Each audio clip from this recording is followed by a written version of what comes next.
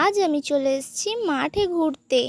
So hello বন্ধুরা, কেমন আছো তোমরা সবাই? আমি চলে এসেছি একটা নতুন ভিডিও নিয়ে। এখন আমরা মাঠে এসেছি আর এখান থেকে কিছু টমেটো তুলে নিয়ে আমরা খেতে খেতে একটু ঘোরাঘুরি করছিলাম মাঠে। বাড়িতে এতটাই গরম যে না থাকতে পেরে মাঠে ঘুরতে চলে এসেছি। গরমকালের এটাই একটা মজা, মাঠে ঘোরা। আর ওই গাছটাতে অনেক আম হয়েছিল, ইচ্ছে করছিল গিয়ে পেড়ে নিই, কিন্তু যাদের গাছ তারা ধরে কিন্তু খুব পিটবে, তাই আমরা আর পারতে যাইনি, ওরা ওখানেই ছিল। তারপর একটু ঘোরাঘুরি করার পর দেখলাম একটা জেঠু কাকুর তুলছে, ওনার কাছ থেকে দুটো কাকুর চেয়ে নিয়ে খেতে খেতে ঘুরছিলাম। তো প্রথমবারে কামড়েই দেখি পোকা, মানে ভাগ্যে না থাকলে যা হয়, ফেলে দিয়ে আবার খাচ্ছি। তো আমরা একটু ঘোরাঘুরি করছিলাম, তারপর মনে পড়লো এখানে একটা ঝিল আছে। এসে দেখি এতটাই গরম পড়েছে, ঝিলটাই শুকিয়ে গেছে। না না, মজা করছি, এই ঝিলটা ছেঁচে দিয়েছিল, তাই এখন জল নেই। তো এখানে আমি আর পিসি এসেছিলাম মাঠে ঘুরতে। এখন আমাদের ঘোরাঘুরি হয়ে গেছে, আমরা বাড়ির দিকে চলে যাচ্ছি।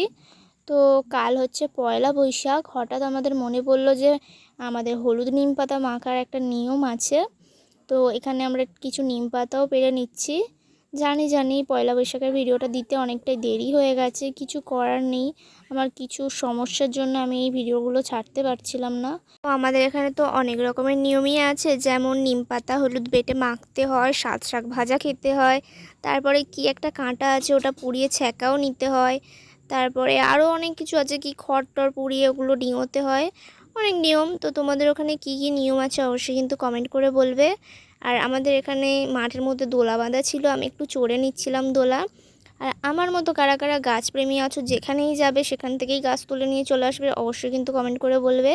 আমার বাড়িতে কিন্তু অনেক গাছ রয়েছে, তোমরা যদি কেউ জানতে চাও আমাকে কমেন্ট করবে, আমি দেখাবো কি কি গাছ রয়েছে। এখানে একটু রঙ্গন ফুলের গাছ দেখতে পাই, আমি চারা তুলে নিয়েছি। আর এটা হচ্ছে আমাদের মাঠের মন্দির। এই জায়গাটা এতটা সুন্দর, এই গাছটাতে কিন্তু প্রচুর পেঁচা থাকে। আমরা যখনই মাঠে আসি এই মন্দির থেকে কিন্তু আমরা ঘুরে তবেই যাই, খুব সুন্দর জায়গাটা।